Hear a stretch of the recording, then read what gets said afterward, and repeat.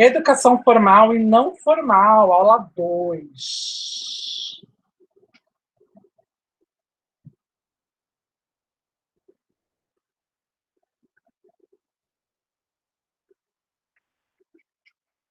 Vamos lá.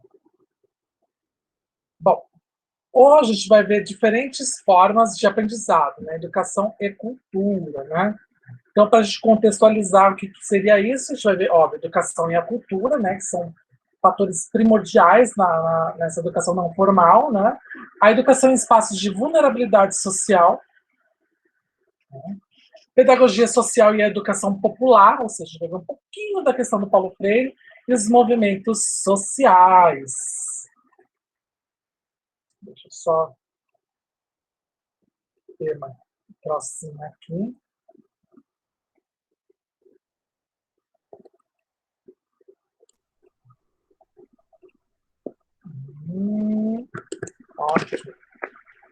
Ok. Ok.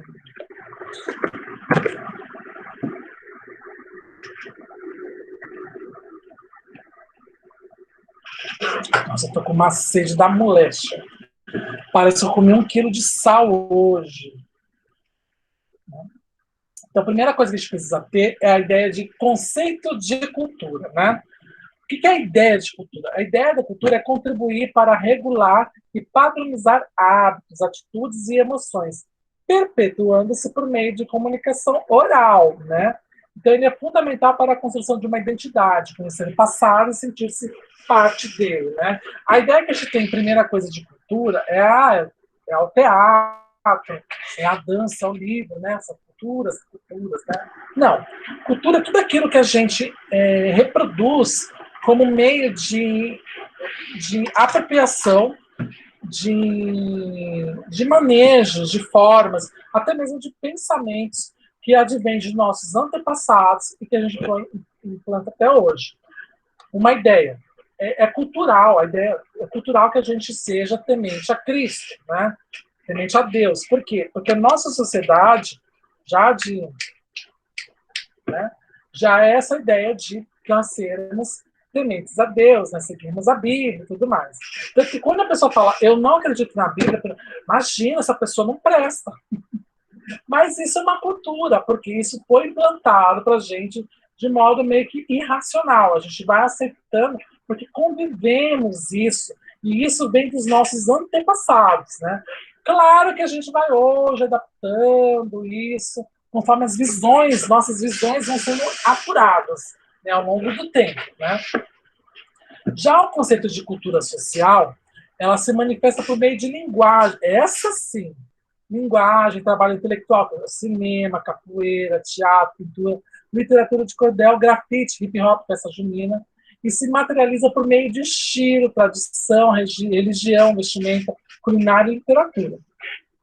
Isso é cultura social.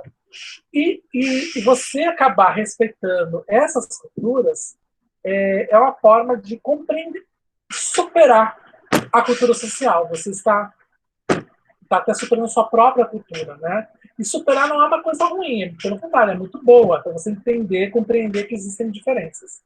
E, além disso, a gente precisa entender o conceito de diversidade cultural, né? Porque no Brasil elas são identificadas múltiplas manifestações culturais, né? Ou seja, é uma pluralidade cultural. E elas foram disseminadas pelos colonizadores europeus, pelos indígenas, africanos e afro-brasileiros, né? Imigrantes italianos, japoneses, alemães, poloneses, árabes, entre outros. Então, por exemplo, aqui em São Paulo nós temos a festa da Quilupita, né? Que é uma festa italiana, né? A gente tem uma ideia de que aqui na Moca, aqui perto de casa, é aquele pessoal lá da italianada, né? Eu já acho mesmo que é tudo um bando de pau no cu, né? De bolsominions. Por conta do que eles fazem lá com o padre Gil Lancelotti. Então, essa é uma ideia. Quando eu vou ali na região do Bom Retiro, o que eu imagino ali? Já uma região ali já voltada muito para os árabes, né, para os armênios, e também alguns imigrantes andinos, né, peruanos, colombianos, bolivianos, né? Então, e tem lá alguns hábitos, né? E além disso também tem os sul-coreanos, né? Ali. Alguém me falou outro dia que quando anda no Bom Retiro não vê um cachorro na rua. E eu disse, nossa, por quê? Porque os sul-coreanos comem tudo. Né? Porque o cachorro, ele fez parte, na verdade ainda faz, né? Faz parte da culinária chinesa e até mesmo sul-coreana, mas eu estava vendo um documentário que isso fez parte, né? Não que faz parte, né? Porque eles, né, basta lembrar que eles têm uma cultura diferente, porque eles passaram por dificuldades muito loucas, né? Em relação a alimentos, escassez de alimentos. Se a gente vai na 25 de março, o que tem ali? Comércio. Comércio de lembra o quê? A cultura árabe. Então, isso para vocês mostrarem que só num pequeno espaço, vai num raio de 5 quilômetros para cima e para baixo, a gente encontra diferenças culturais, né? E a gente consegue respeitá-las, já até frequentá-las, né? Então, as representações culturais na educação formal, ela vem através das representações regionais e urbanas, que elas também contribuem com a coexistência de diferentes significados dada à cultura, né? Então, desde o cultivo da terra até situações ligadas à mente humana, né? O respeito à cultura urbana, ela aparece no processo educativo por ouvir diferentes estilos musicais, observar quadros de diferentes pintores, ouvir e recitar poesias. E tudo são práticas que ampliam o repertório, tornando-nos capazes de apreciar de maneira mais crítica não apenas as diferentes manifestações artísticas, mas também o mundo, né? Então, quando eu falo que eu escuto, sertanejo, mas gosto de samba, gosto de funk, são culturas urbanas, né? São coisas que eu aprecio e que acabo sabendo diferenciar uma da outra. E acabo apreciando. Tem gente que gosta tanto de sertanejo que consegue ver significados distintos em cada uma das músicas, mesmo para pessoas verem que são praticamente o mesmo tipo de enredo, né? Então, isso tudo, por exemplo, eu não gosto de música sertaneja, eu abomino música sertaneja. Eu abomino, desculpa quem gosta, mas eu abomino. Eu prefiro escutar um dia de funk do que 10 minutos de música sertaneja, né? Só que eu vou invalidar isso? Não. Eu não gosto. Eu conheço, não gosto, né? Mas eu não vou diminuir a cultura dela porque eu apenas não gosto, né? Então, eu sei ouvir outros tipos de repertório sem problema nenhum, né? E tem que ter um respeito também, né? A cultura popular, ela apresenta, né, as práticas, as diferenças que, em parte, se devem às lutas inerentes às relações vigentes de sexo, classe, raça, etnia, idade e questões ligadas à regionalidade, né? Então, a cultura popular, são relações sociais que são provocadas pelo homem. Então, é aquela cultura que tem, por exemplo, no Nordeste, que o pessoal acaba transmitindo para cá, né, através do Centro de Produções Nordestinas, até mesmo a cultura do Norte, com a questão do boi bumbá, a questão da... esqueci o nome da dança que tem lá no Sul, que é... Né, esqueci o nome.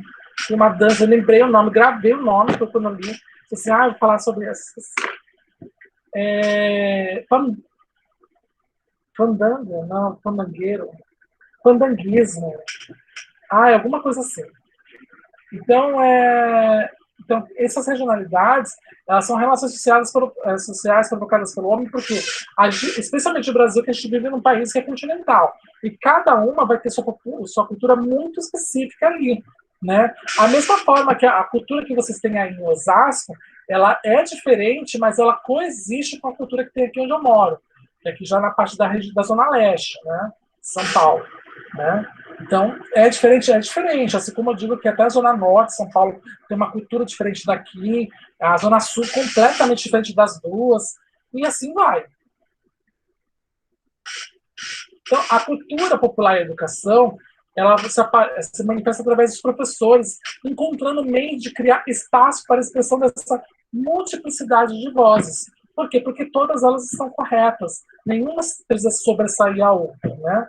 E, além disso, não precisa silenciar um pelo discurso dominante. Nada precisa ser silenciado.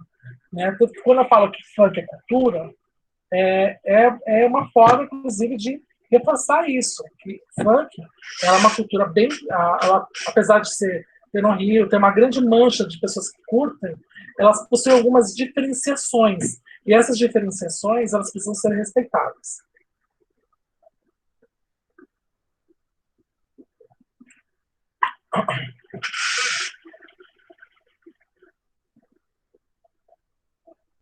Antes de entrar nesse espaço, eu quero que vocês pensem o que é vulnerabilidade social, né? Nessa parte, né?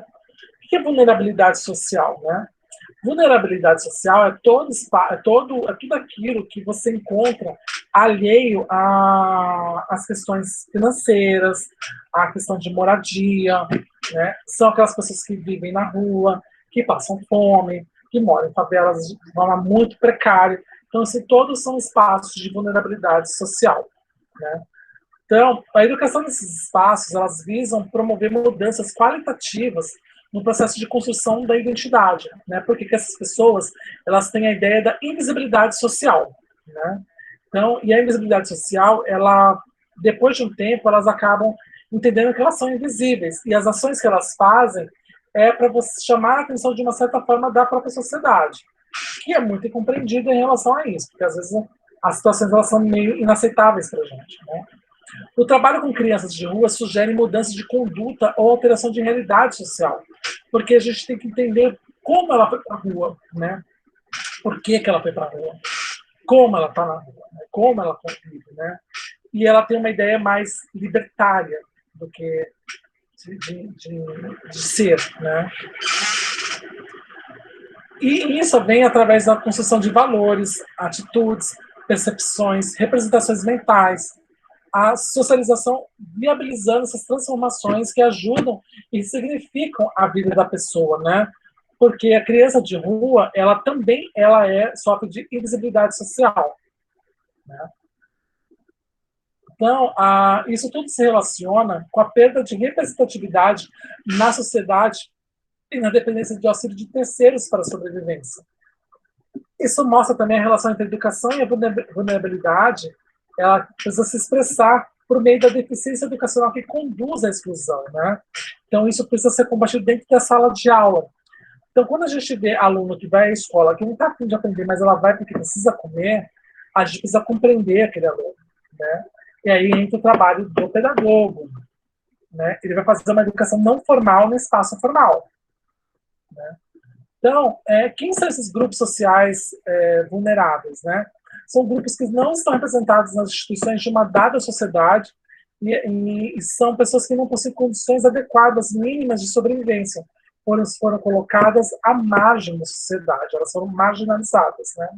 Então, são os mendigos, são migrantes,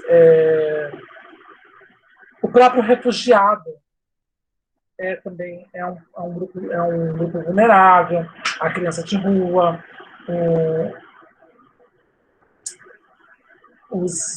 estou tentando lembrar o nome, não é viciados, dependentes, agora lembrei, os dependentes químicos que vivem na rua.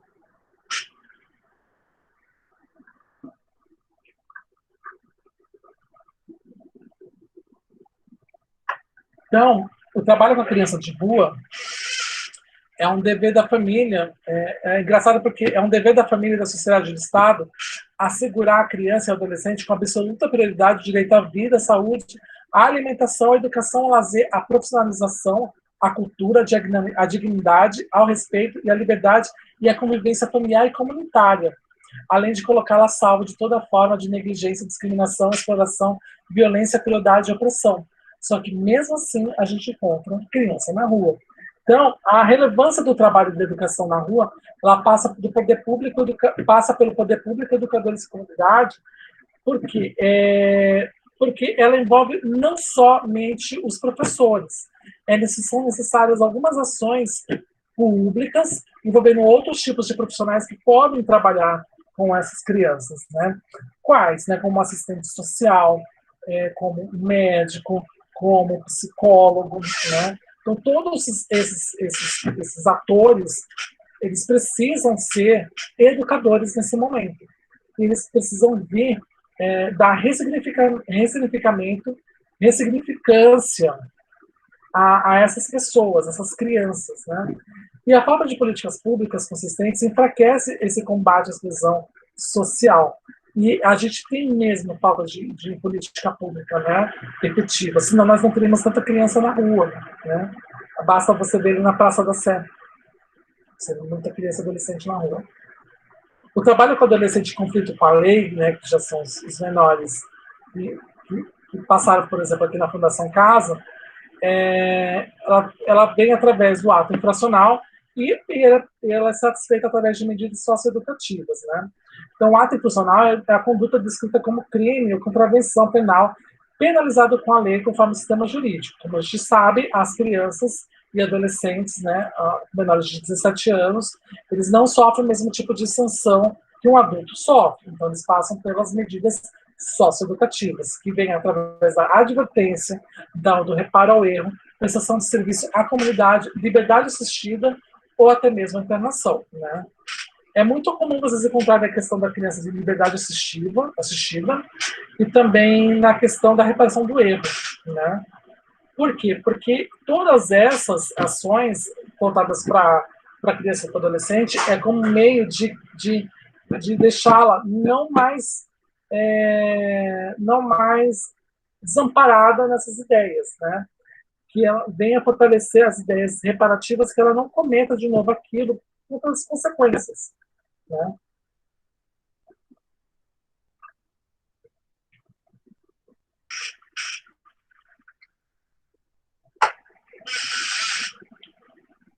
A pedagogia social e a educação popular, né?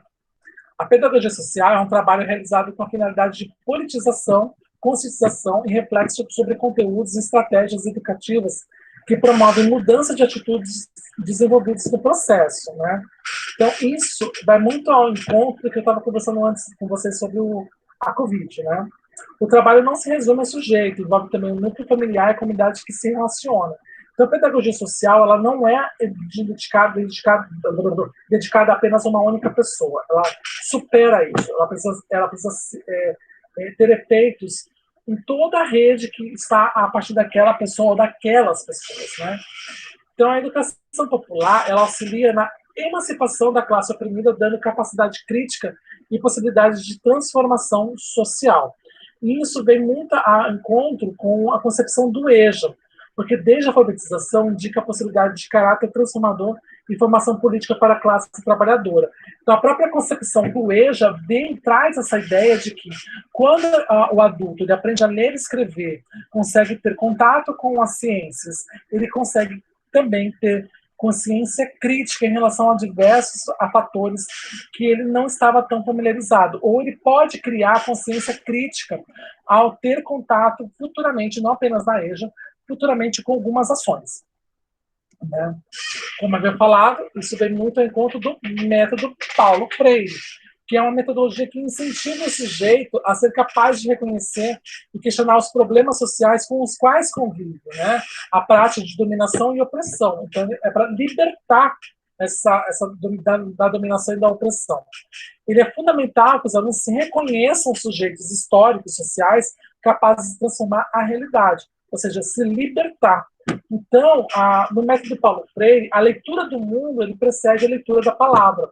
Por isso que a gente não consegue aplicar isso para criança no método Paulo Freire. A gente consegue aplicar para pessoas que têm um conhecimento de mundo. Então, ele precisa ler ao seu redor, até mesmo o próprio método implica isso. A gente trabalhar a questão da realidade dessas pessoas para que a gente possa efetivamente seguir educando elas. Porque, na verdade, não é você que vai ensinar ela sobre ciências, história, geografia. Você vai até apresentar esses conteúdos, mas a formação crítica disso vai vir acompanhada da leitura de mundo de cada uma dessas pessoas. Então, a gente precisa levantar do universo vocabular dessas pessoas, a gente não pode usar termos muito difíceis, tem que ser termos muito familiares, tem que ser contextualizado. A gente tem que ter o círculo de cultura, né, onde você troca essas experiências e procura aderências entre elas, criar temas geradores da discussão, até para que cada um possa debater sobre ele de uma forma crítica, que nenhum está correto, nenhum está errado, todos estão corretos do seu ponto de vista. e ele vai poder ser formado, vai ser formado ou desconstruído e reformado, né, formado novamente. Também tem o exame crítico da realidade dos educandos, né? Por quê?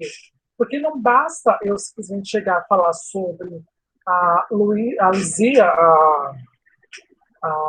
aquela que é a primeira brasileira, né? Que foi encontrada, né, as ossadas, se eu não trago uma realidade para eles daquela importância daquela descoberta. Né? E, além disso, a compreensão do próprio mundo e do conhecimento da realidade social desses alunos, né? Para que eles se sintam inseridos nos conteúdos que serão implantados como meio de educação. Né?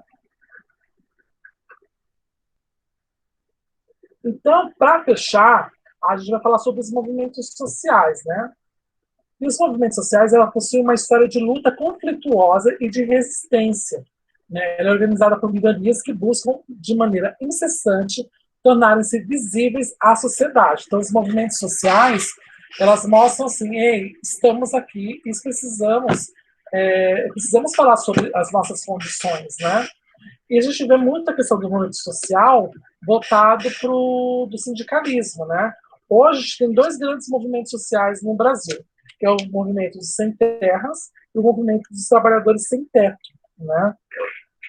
O do sem terra, né, já foi abordado até em novela, agora do MSTS, MTST, que é do Boulos, a primeira ideia que a pessoa tem desse social é que são pessoas que invadem a sua casa, te expulsam da sua casa porque elas precisam morar, o que não é verdade. Né? O ideal é realmente tentar compreender quais são as lutas desses movimentos sociais, né? Para que a gente possa formar de fato uma opinião sobre cada uma delas, sobre a sua validade. Né? Os conflitos entre as classes dominantes, entre as classes dominante e dominada, ela envolve a dinâmica econômica, cultural e política e social também, porque elas sofrem críticas que criminalizam a luta em busca de conquista de direitos, que foi a ideia que eu falei agora do MTST. Né? O do MTST, a ideia não é chegar na sua casa e invadir, mas ocupar espaços que estão ociosos, que elas estão ansiosas, esses espaços, para que possa ter, chamamos de especulação imobiliária. Então, as pessoas deixam lá degradadas para tentar ganhar valor de mercado, para que seja vendido muito valor assim e acaba não gerando moradia popular, né? Não gerando moradia para ninguém. A pessoa só pensa assim, não, é meu terreno, está ocioso, deixa, é improdutivo, deixa, não quero que ninguém produza, faça coisas boas ali. Então, essa é a ideia, por exemplo, do MTST. Né? Não que eu concorde, a questão não é concordar, mas essa é a ideia do MTST. Né? É ocupar esses lugares ociosos, ou seja, que não tem ninguém morando, para que as pessoas tenham a oportunidade de ter o seu teto. Então, os movimentos sociais elas conquistaram vários ganhos na legislação, né? Sobretudo, é óbvio, no governo Lula. Eu precisava falar isso, que era sobretudo no governo Lula. Aliás, no governo do PT. Né? Então, a primeira grande conquista, a gente pode dizer que ela foi em 2008, com a Lei de Inclusão de História e Cultura Afro-Brasileira e Indígena como conteúdo curricular. E isso faz parte do movimento social, sim, porque traz a questão do movimento dos quilombolas, a questão do próprio índio mesmo no Brasil, que a gente vê ainda como sendo pessoas que não estão à margem da sociedade, né? O que não é verdade, por exemplo, a questão do afro-brasileiro, eles são maioria na nossa população, né? A gente não deveria nem ter movimento social, é a gente branca que deveria ter movimento social, né? Óbvio. Essa fala foi horrível, mas é só para ter uma comparação. Eles são a maioria, né? Então, ainda mais numa sociedade nossa que é altamente miscigenada, não deveria ter nem esse tipo de preconceito, nem nada, né? Não deveria, mas infelizmente tem. Então, além disso, essa lei ela criou a possibilidade de adequação de calendário escolar às peculiaridades regionais, seja por questões climáticas, para colheita e tudo mais. Por quê?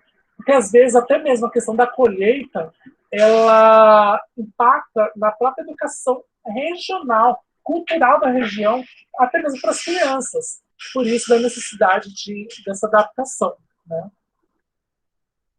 E algumas das leis que foram conquistadas é o Programa Nacional de Educação no Campo, que o sistema de educação é completamente diferente, não é menos competitivo do que na cidade, mas ela coloca muito mais conteúdos que são mais familiares a eles do que para a gente. Né? E, por último, o próprio PNLD Campo, né? Que é o livro didático específico com conteúdos significativos tratando sobre educação do campo, né? Que traz no livro didático aqueles conceitos contextualizados com o que ele vê no seu dia a dia.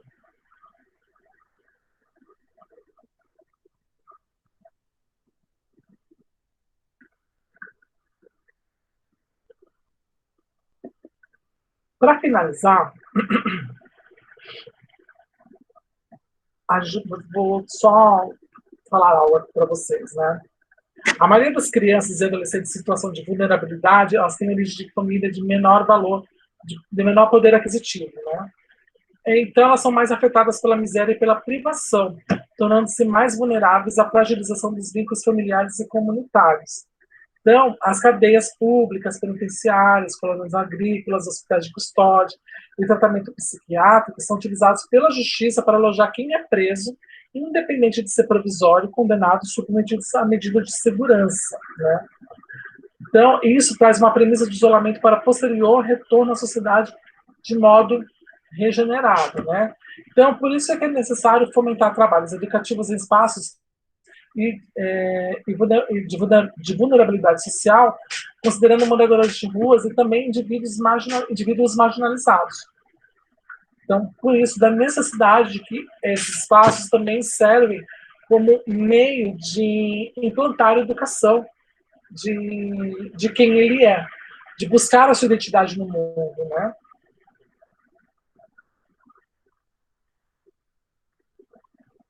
Dúvidas?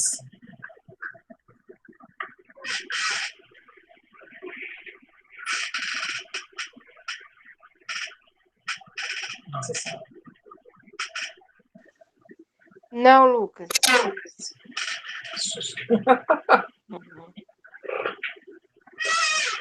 Tá ótimo. Então, tá bom. Gente, por hoje é só. Vou desejar boa semana. Eu não desejei boa noite, mas eu vou desejar uma boa semana pra gente.